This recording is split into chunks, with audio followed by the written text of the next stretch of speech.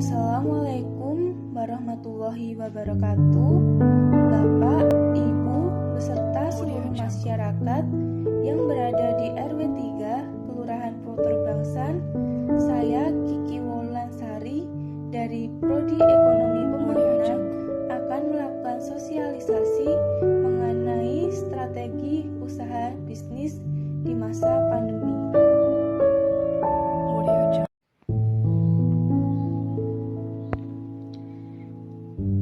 Saya Kiki Wolansari bersama teman saya yaitu Fajar Rahmat, Eriska Nurfitria, Ajeng Ayu Saputri, dan Dela Ayu Agustin akan mensosialisasikan strategi kewirausahaan di masa pandemi COVID-19. Nah, apa sih itu kewirausahaan? Nah, pengertian kewirausahaan adalah yang pertama, saya akan membahas poin pertama yaitu wirausahawan adalah orang yang berjiwa berani mengambil resiko untuk membuka usaha dalam berbagai kesempatan. Yang kedua, kegiatan wirausaha dapat dilakukan seorang diri atau berkelompok. Selanjutnya, seorang wirausahawan dalam pikirannya selalu berusaha mencari, memanfaatkan peluang usaha yang dapat memberikan keuntungan. Nah, dapat saya simpulkan mengenai poin kewirausahaan. Yang pertama, kewirausahaan merupakan suatu kemampuan dalam hal menciptakan kegiatan usaha. Yang kedua, kemampuan menciptakan memerlukan adanya kreativitas dan inovasi yang terus-menerus.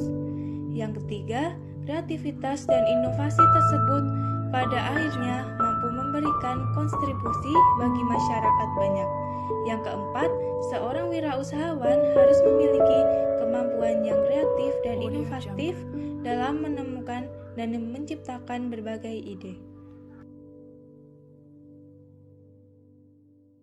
Nah, selanjutnya saya akan membahas tentang sikap dan perilaku wirausaha.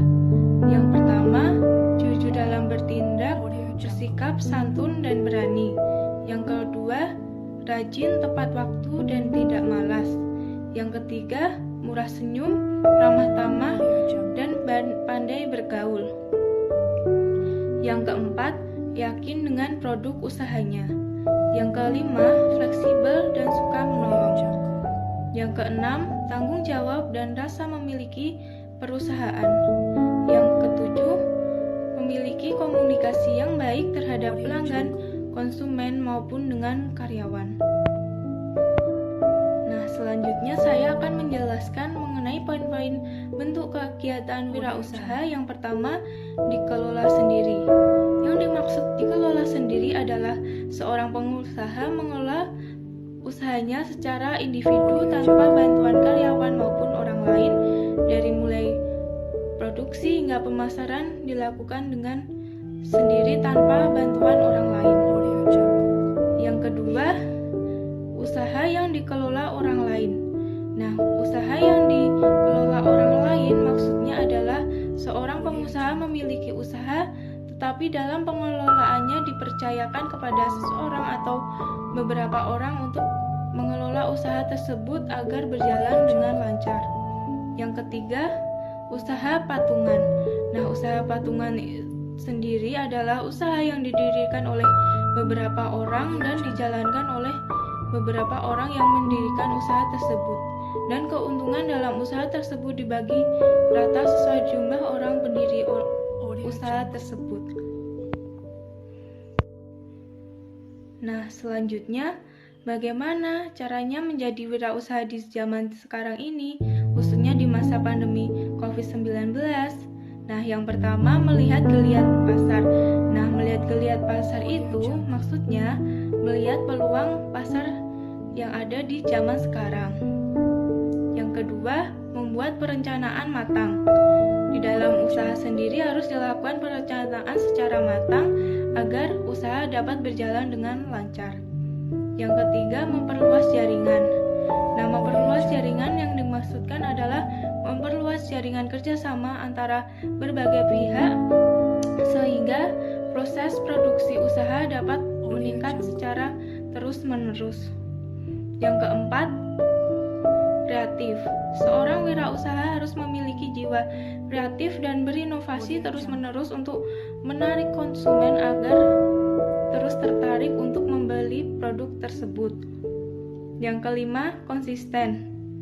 Seorang wirausaha harus memiliki jiwa konsisten agar usaha tersebut terus berjalan. Nah, selanjutnya, apa saja sih faktor yang menentukan bidang usaha yang akan dilakukan? Yang pertama, minat dan bakat wirausahawan itu sendiri. Yang kedua, modal. Yang ketiga, waktu untuk manajemen usaha tersebut. Yang keempat, laba atau keuntungan yang didapatkan dalam menjalankan usaha tersebut. Yang kelima, pengalaman dari wirausahawan itu sendiri. Nah, selanjutnya saya akan membahas apa saja sih tujuan kewirausahaan.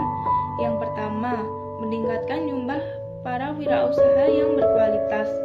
Yang kedua, mewujudkan kemampuan serta mewujudkan kemantapan para wirausaha untuk menghasilkan kemajuan dan kesejahteraan masyarakat. Yang ketiga, melestarikan semangat, sikap, perilaku, dan kemampuan kewirausahaan di kalangan masyarakat. Yang keempat, untuk meningkatkan kesadaran dan orientasi kewirausahaan yang tangguh dan kuat terhadap masyarakat. Sekian dan terima kasih atas perhatian dari Bapak, Ibu, dan masyarakat di RW 3 Kelurahan Protobangsan.